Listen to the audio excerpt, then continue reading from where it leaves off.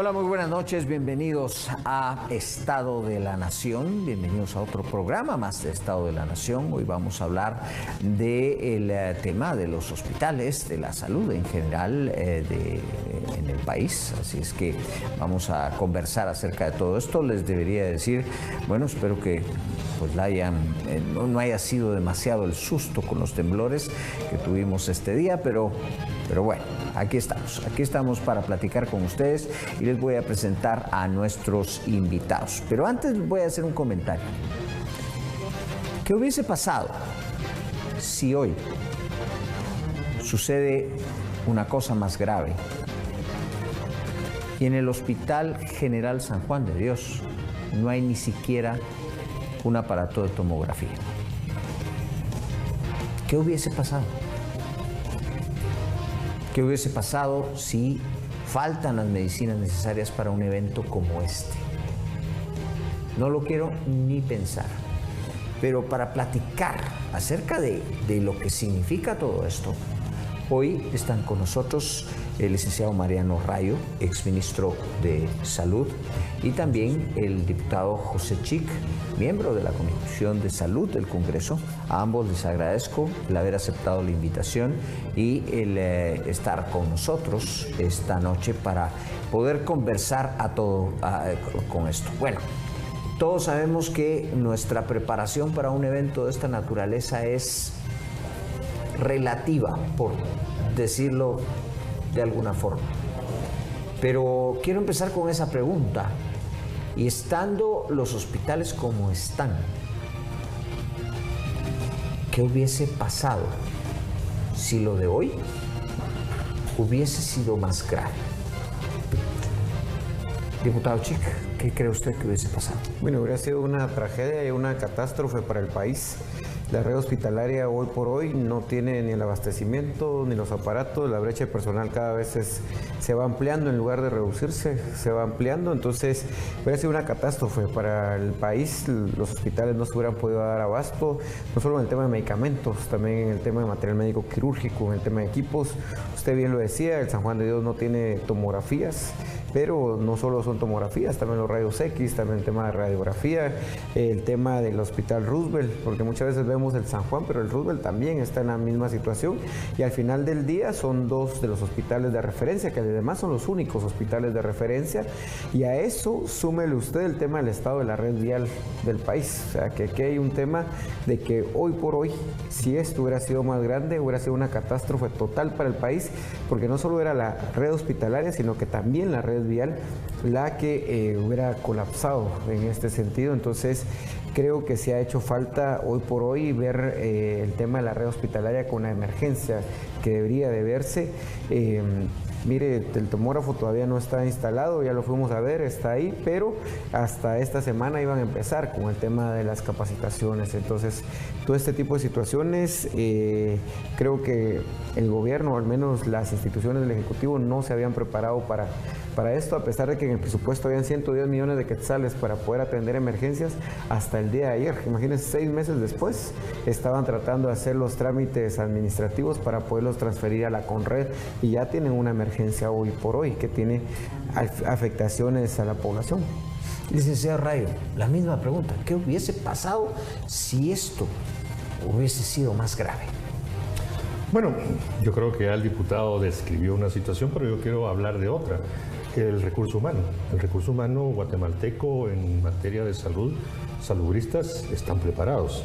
Hay manuales, hay protocolos, saben cómo actuar, tienen una dedicación. Entonces, esa parte viene en alguna medida a suplir todas las deficiencias que se relatan y que son correctas.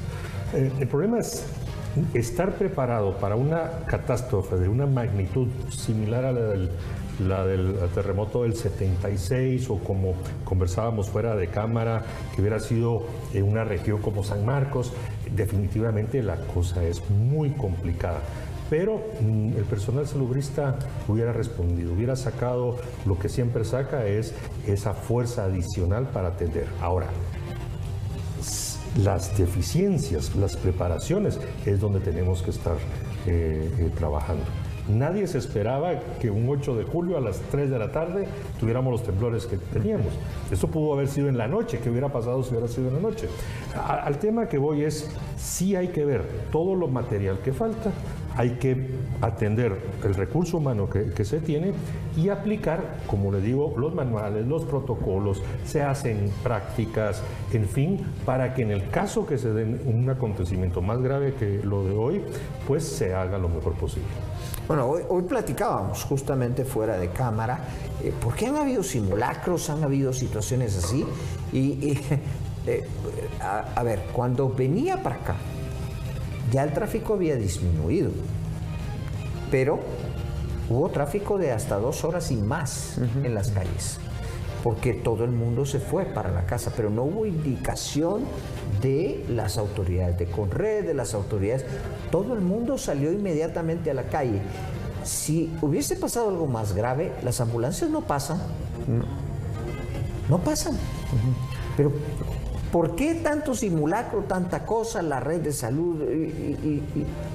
Y una cosa como esta nos demuestra que tenemos serios problemas. Mire, yo creo que como país nunca nos hemos preparado para todo el tema de emergencias.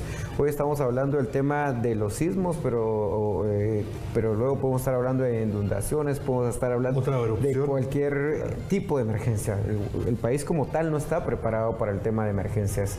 Solo está muchas veces y medio se atiende, digamos, el tema ya cuando estábamos dentro de las emergencias. En este sentido, lo que usted decía es claro. Yo estaba por zona 1 y ni en zona 1 se podía pasar, y estaban a pasar varias ambulancias porque de una u otra forma hubo personas que tuvieron crisis nerviosas.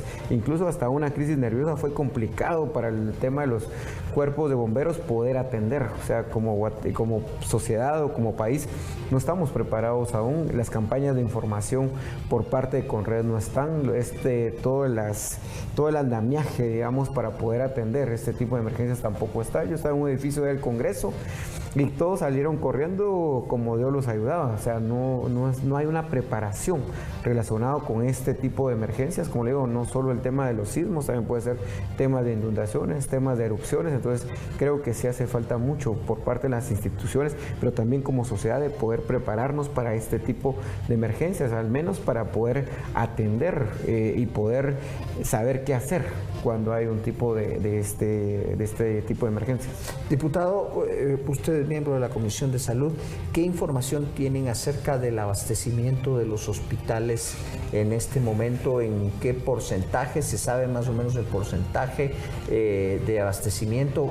¿Qué noticia hay de eso? Bueno, mire, a nivel de abastecimiento de medicamentos, eso va variando según el hospital o según el tema de la DRIS de la que se está hablando. Por ejemplo, si usted va en el tema de la DRIS de Zacapa, es una emergencia total, porque ahí solo de los 86 medicamentos básicos les hace falta 28. Y que incluso eso lo detectó la misma Contraloría General de Cuentas y generó sanciones por no tener abastecido. Entiendo que el Hospital San Juan de Dios en los últimos reportes está a un 80%. El problema es que qué tipo de medicamentos están dentro de ese otro 20%, que muchas veces son los medicamentos que se necesitan en las emergencias. Y es lo que finalmente muchos de los médicos, un poco lo que decía el licenciado Mariano Rayo, es que el tema es de que los médicos, las enfermeras, todo el personal están preparados para atender cualquier tipo de emergencia. El problema es que si no tienen el material, no tienen los medicamentos, esa emergencia todavía se prolonga más y se profundiza. Entonces, al menos ahorita lo que ha manejado el Ministerio de Salud es que tiene un abastecimiento de alrededor del 80-85% de abastecimiento de medicamentos, pero habrá que ver cuáles son esos otros medicamentos en los cuales están desabastecidos actualmente, y muchos de ellos corresponden al tema de emergencias. Licenciado Rayo, yo le iba a preguntar esto. Usted le tocó la cartera. Sí. ¿Cuál es el problema para tener abastecido completamente un hospital y sobre todo en los medicamentos que son de primera necesidad, sobre todo en casos como estos? Porque desde la central y las unidades de prestación de servicios de salud se niegan desde hace muchos años a introducir tecnologías, sistemas informáticos para la gestión de inventarios. Ahí está el primer problema, porque si bien es cierto, como dice el diputado, un número global de abastecimiento del 80% es muy engañoso, porque puede ser ese 80% de los cuales el 90% son aspirinas y todo lo demás falta. Entonces hay un problema serio de que la burocracia y desde la central y las unidades de prestación de servicios se niegan a digitalizar e introducir un sistema de gestión de inventarios que le permita a las personas de compras saber qué comprar, cuándo comprar, cuáles son los medicamentos de alta rotación, cuáles son los de baja rotación. Porque tenemos casos, y el diputado no me dejará mentir, que se sobreabastecen de un medicamento para los próximos 4 años, restan presupuesto y no tienen para comprar los de rotación alta. Por ejemplo, un analgésico, etcétera. Entonces, el problema más serio es, no obstante, el sector privado le dio un regalo de un valor de $1,5 millones al sistema de salud de Guatemala para instalar un sistema de gestión de inventarios, lo boicotearon y hoy lo tienen en el olvido. ¿Por qué se niegan? Parece obvia la pregunta, pero el público lo necesita saber. ¿Por qué se niegan y por qué se resisten a eso? Di 2 o 3 indicios. La primera es el tema de compras. Porque entonces al verse la necesidad o empiezan a comprar en baja cuantía o compran más caro por la necesidad que tienen. La otra es, como no hay gestión de inventarios, el guarda almacén, que ese es el título que tiene todavía en el manual la persona responsable de la recepción y entrega, pues en muchos casos hacen negocio con eso. Tenemos un problema de que ciertos medicamentos muy caros pues se desaparecen y tenemos el caso de los robos.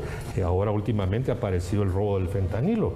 El precio es 10, si un fentanilo al ministerio le cuesta 10,000 quetzales, el fentanilo en la calle vale 100,000 quetzales. Entonces, si usted suma todo eso, le da el problema serio y el problema estructural que tiene la gestión de inventarios en el sistema de salud. Ojo, no solo es el ministerio. Aunque ha mejorado algo el ICS, en el ICS también sucede. Diputado, ¿y el ministro? ¿Qué les dice en la Comisión de Salud? ¿Lo han citado? Sí, mire, el ministro ha sido bastante evasivo, digamos, del tema de darle cuentas, no a la Comisión de Salud, sino que a la población guatemalteca al final del día.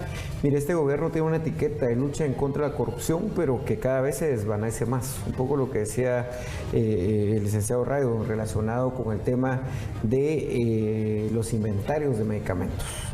Y de material médico quirúrgico, que usted lo mencionó también. Temas de laboratorio. Entonces, por ejemplo, usted puede encontrar en una área de salud del 90% de abastecimiento que le dicen, 70% puede ser del alzoprazol, porque lo fue a encontrar en una ADRIS de la Costa Sur, así. Y todos los demás medicamentos no habían del estado básico, pero es por corrupción, es por el tema de las coimas que están ahí, porque al de compras, al director de la ADRIS y al gerente les dejan su tajada y le dicen, mira, comprame este lote de medicamentos porque ya no lo voy a vender. Y ahí vamos aparte, pero el ministro no tiene, pero el ministro pareciera ser que está ausente o ha dejado a la libre todo esto. Entonces tenemos un ministro de Salud Pública, de Extensión Social, que muy pocas veces aparece en este tipo de situaciones, pero que parecería ser que tampoco tiene control relacionado con esto. Y le voy a poner un ejemplo muy claro, el tema del San Juan de Dios, Semana Santa, cuando se da la crisis del tomógrafo. Creo que cualquier ministro de salud hubiera sido el primero que hubiera estado en el hospital viendo qué solucionar. ¿Usted sabe dónde estaba el ministro? ¿Dónde? De vacaciones, en medio de una crisis de este tipo. Entonces, se les ha olvidado que son ministros 24/7 y que son ministros... ¿Ahora es indolencia o es doloso? Es un tema doloso, o sea, es el tema de que, como le digo, se les ha olvidado que son ministros 24/7 y que son ministros hasta que dejen el cargo.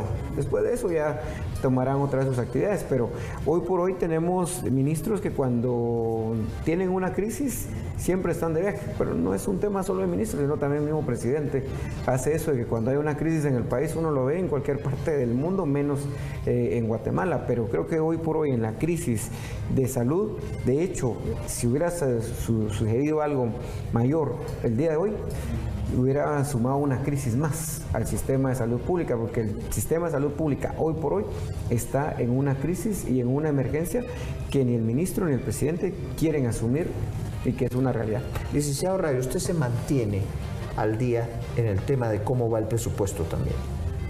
No es tema de presupuesto. En este momento plata no. tienen. Sí, pero es la mala gestión de esa plata. Nuevamente, pueden tener la partida presupuestaria, tienen la asignación, tienen el recurso, pero compran mal. ¿Y por qué compran mal? Porque no tienen la información correcta de la administración del inventario. Y más todo lo que añadió el diputado Chic. O sea, hay un problema estructural en la administración.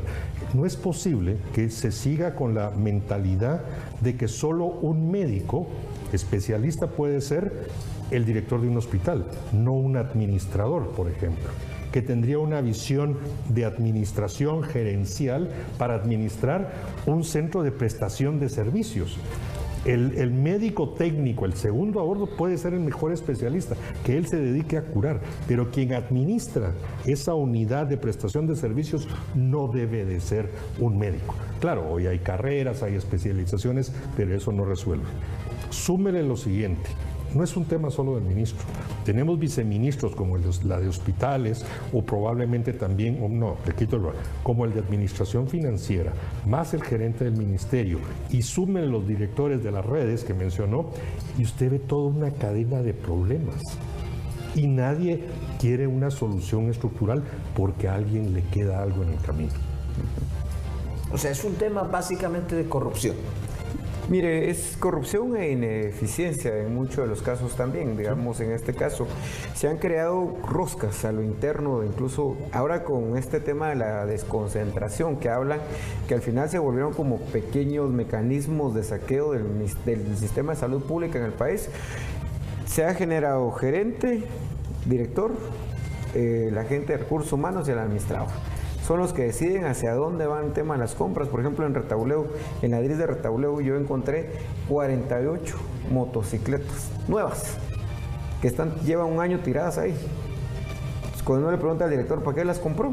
Cuando yo he ido a centros de salud, puestos de salud, que no tienen mobiliario, que no tienen medicamentos, que no tienen equipo médico, los médicos para dar consulta, pero él se dio el lujo de comprar 48 motos, de las cuales todavía las tiene ahí. Y no me saben ni responder por qué generaron esa necesidad.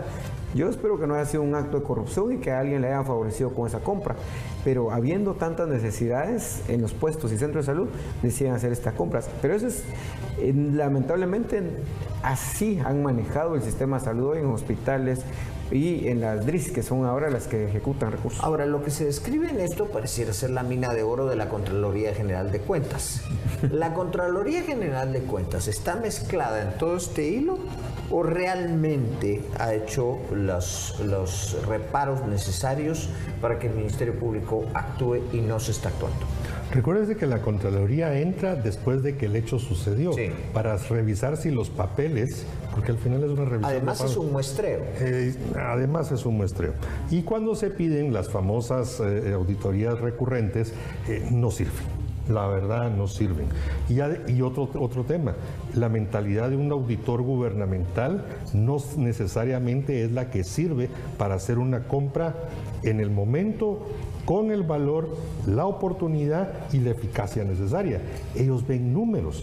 Por ejemplo, esa mentalidad de que solo hay que comprar lo que es más barato, sin verificar si esa medicina es eficaz para el tratamiento, le hace mucho daño al sistema de salud y el que termina sufriendo es un paciente.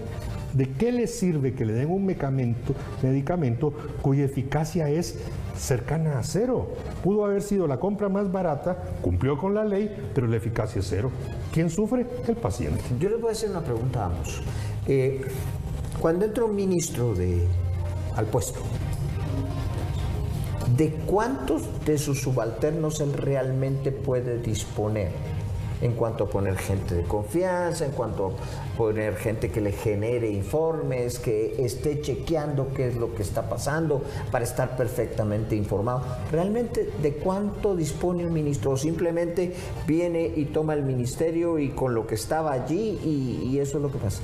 No, el ministro puede tomar decisión sobre todo el personal y sobre todo el tema de las unidades ejecutoras. Lo que ha hecho falta es que realmente haya un ministro que la haga de gerente en este sentido, que se involucre en todos los procesos, que visite las DRIS, pero no solo para ir a ver si está pintado o no la DRIS, sino para ir a recoger sobre todo las necesidades, el tema de los abastecimientos y cómo generar procesos de forma transparente para que realmente los recursos sean invertidos finalmente en la población, porque aquí estamos hablando de dos derechos elementales, el tema de la salud y la vida de la población. El tema es que con todas estas deficiencias se pone en riesgo la salud y la vida de los usuarios y de los pacientes.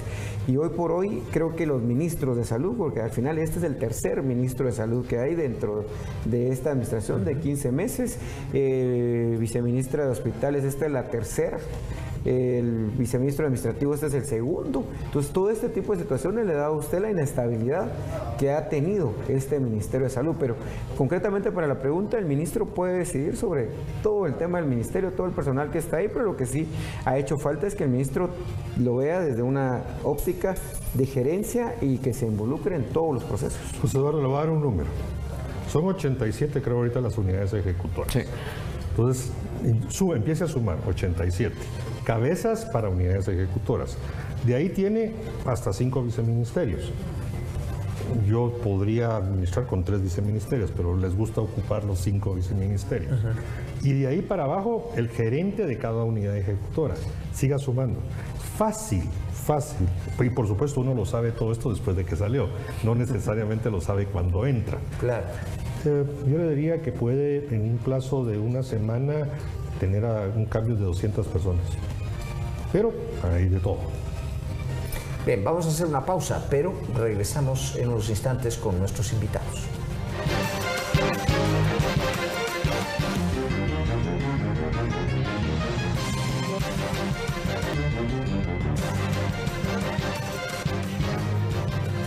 Continuamos platicando con nuestros invitados. Está con nosotros esta noche el diputado José Chic de la bancada Voz, quien es miembro de la Comisión de Salud, y el licenciado Mariano Rayo, quien ex ministro de Salud, o sea, para platicar acerca de lo que está pasando con ese ministerio y con todo lo que esto implica.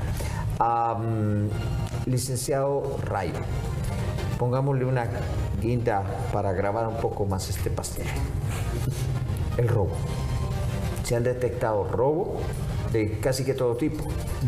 Puede haber sobrevaloraciones, puede haber negligencia como lo del tomógrafo, el hecho de un tomógrafo básicamente nuevo que no le dieron los servicios que requería, pero además el robo hormiga. Han detectado muchísimo de esto. ¿Esto es con consentimiento? ¿Esto es qué cree usted que está pasando ahí? Bueno, es un tema histórico, se sabe. Quienes no hacen nada es porque lo consienten. Quienes hacen algo muchas veces se topan precisamente con esas redes que impiden que cuando uno detecta estos hechos pueda hacer algo. Recuerdo perfectamente, yo presenté 3 denuncias penales con evidencia y lograron cooptar al Ministerio Público y no pasó nada. Tenemos casos donde por necesidad la gente roba porque un familiar, un amigo necesita un medicamento, un material médico quirúrgico, hasta los extremos que ya estamos viendo ahora, donde se están robando el fentanilo y como lo decía, al ministerio le cuesta una unidad de fentanilo 10,000 quetzales, pero lo sale a vender a la calle a 100,000. Me explico el incentivo. Sabemos para qué es. Sí, efectivamente. De ahí tiene una colusión entre farmacias aledañas o dispensarios de medicinas alrededor de los hospitales, tiene a médicos, tiene enfermeras, tiene a guardias, tiene a los intermediarios, tiene al de inventarios, tiene al de guardalmacén. Entonces son redes que ya están ahí constituidas y todos hacen un frente común cuando se le quiere entrar. Nuevamente, la falta de introducción de tecnología que podría ser un mecanismo que es abortada una y otra vez por alguna parte, un dictamen, una decisión, un sindicato. Les recuerdo que hay 55 sindicatos inscritos y aceptados en el Ministerio de Salud, solo en el Cementerio General hay 5. Explico. Entonces, ve todas esas redes porque más de alguien le queda algo. Y justamente esa era la siguiente pregunta. Diputado Chic, ¿los sindicatos son parte de esta red?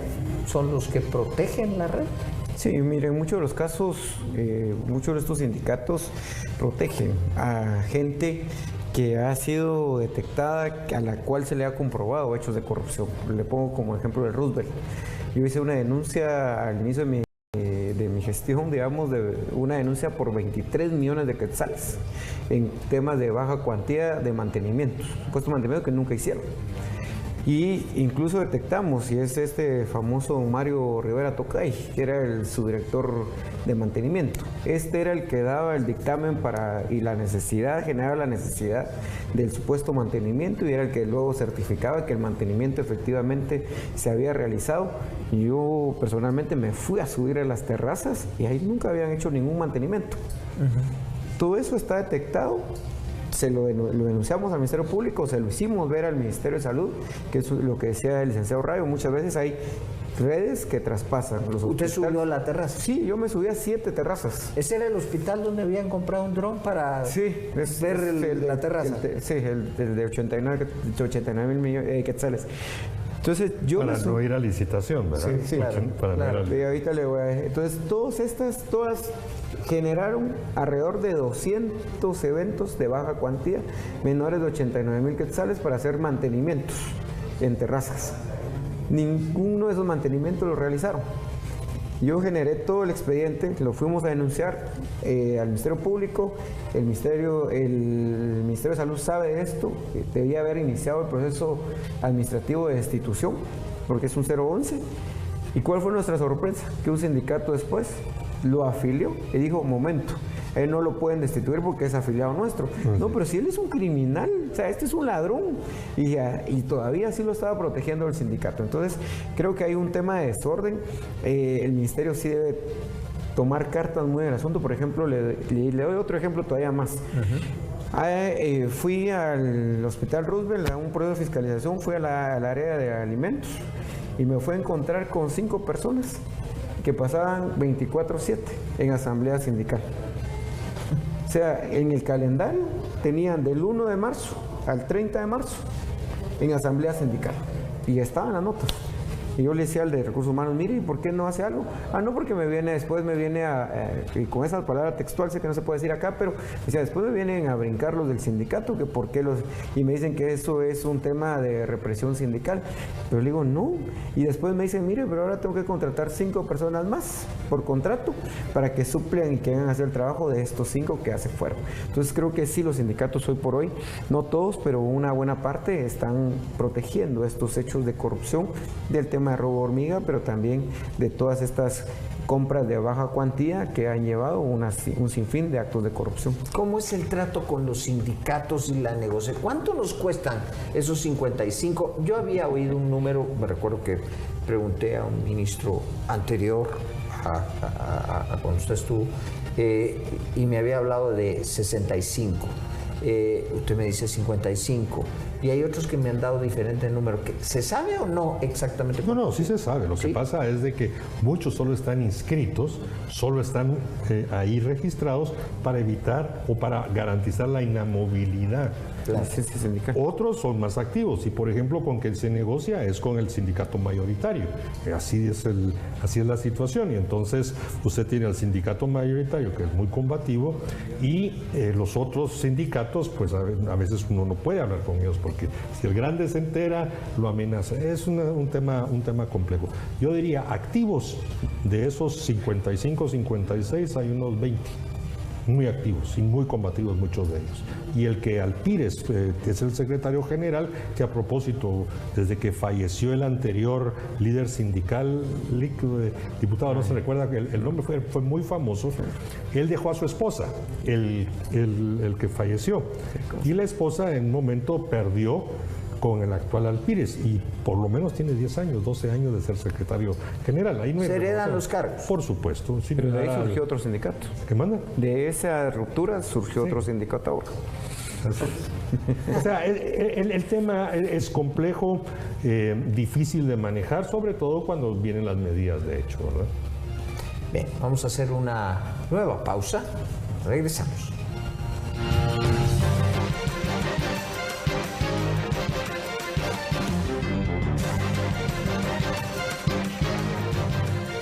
Bueno, continuamos entonces en esta parte final y que ya involucra conclusiones acerca de esto.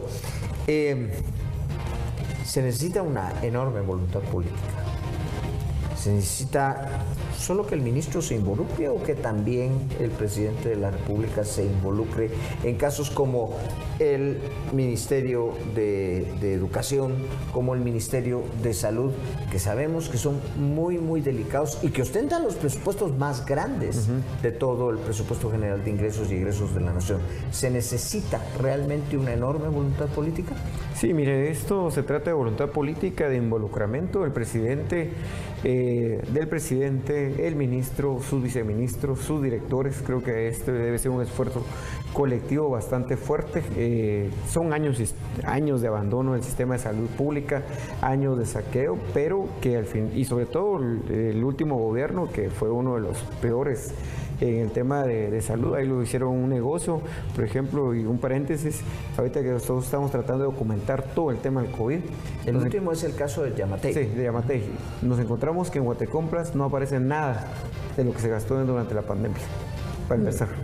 Pero, porque fue el crash de finales del 2023 del sistema Guatecompras para hacer desaparecer. Y entonces desaparecieron toda la información. O sea, no encuentra de todos los miles de millones de quetzales del COVID, no encuentra nada. Pero cerrando ese paréntesis, eso hace que el presidente debería estar involucrado hoy por hoy en este tema de salud pública. Hay una crisis que cada vez se va agudizando más. Hay una crisis por toda la falta de insumos. Nos dijeron que UNOPS era una oportunidad y que todos los procesos iban a ser más eficientes, pero terminó siendo únicamente una excusa porque al final del día seguimos teniendo desabastecimiento de medicamentos. Seguimos teniendo las mismas compras discrecionales en medicamentos, en material médico quirúrgico, en laboratorios, siguen faltando los equipos. Entonces creo que el presidente sí debe estar involucrado, el ministro de Salud debe verse involucrado y hacerse un esfuerzo de país. Incluso nosotros en febrero del año pasado le decíamos al presidente, mire, declare una emergencia nacional en el sistema de salud pública en el país. Hasta el día de hoy estamos esperando respuesta. Voy a hacer la pregunta pendeja. ¿Cuál será? ¿Y la bandera no era la anticorrupción?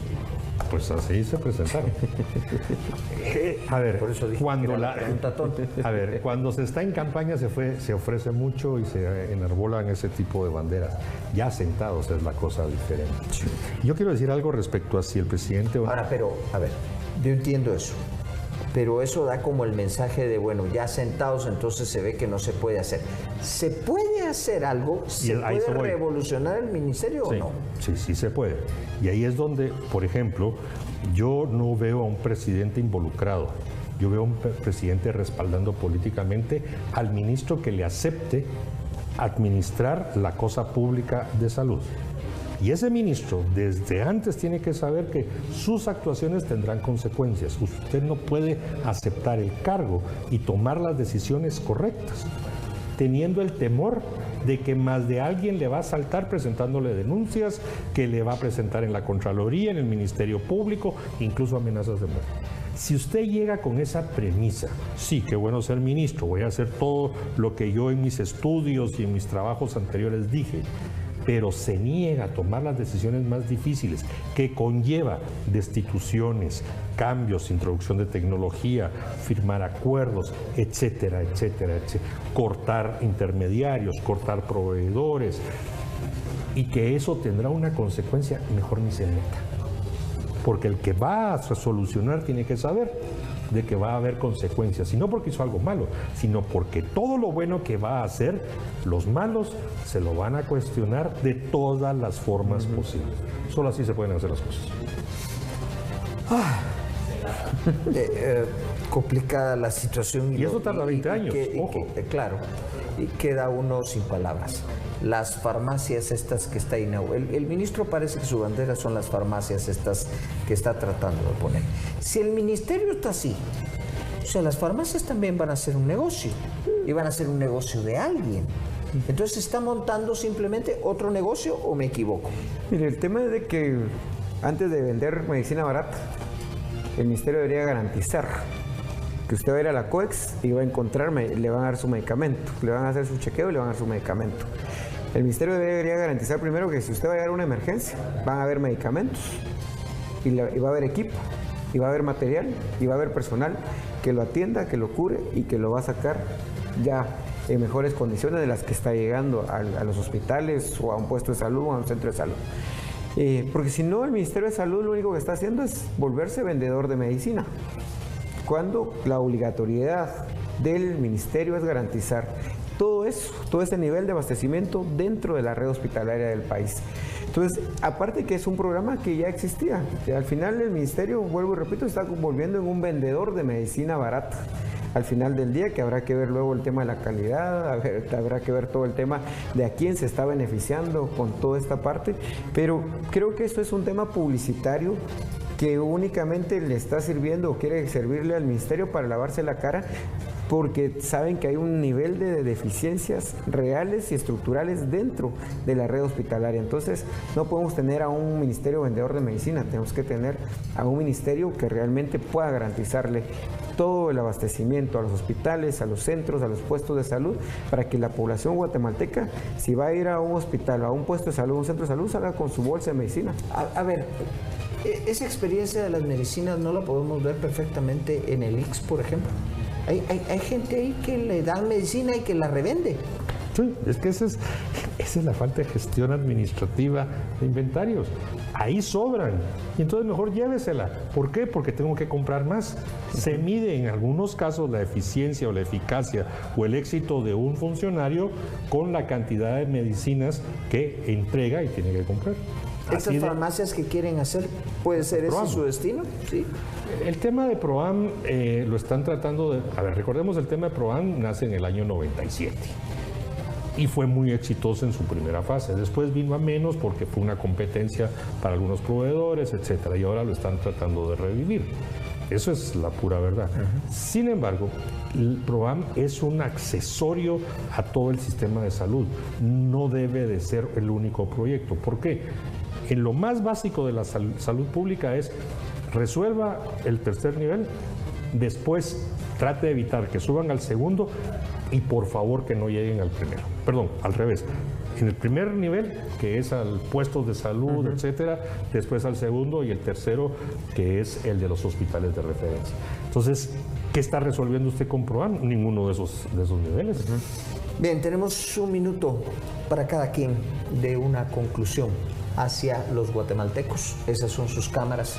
¿Qué le diría, diputado, a los guatemaltecos? Bueno, yo creo que la población guatemalteca debe exigirle al Ministerio de Salud Pública, que realmente sea eficiente, que realmente garantice el derecho humano a la salud y a la vida. Hoy por hoy no lo está haciendo y esperaríamos que el presidente, ya en lo que le queda de gobierno, realmente somate la mesa, como comúnmente se dice, se involucre y por lo menos deje sentadas algunas bases de recuperación, si no de todo el sistema de salud pública, por lo menos de una parte, porque siguen ahora con el tema de que estamos construyendo 5 hospitales nuevos. Solo hay que recordarle que 2 de esos los dejó inaugurados Yamatei y que son obras finalmente de ese gobierno que en su momento el exdiputado y ahora presidente hablaba de gobierno corrupto, pero son esos proyectos los que están tratando de impulsar, pero hoy por hoy no hay una direccionalidad clara del gobierno central hacia dónde van a llevar al Ministerio de Salud y que esperaríamos que en estos próximos meses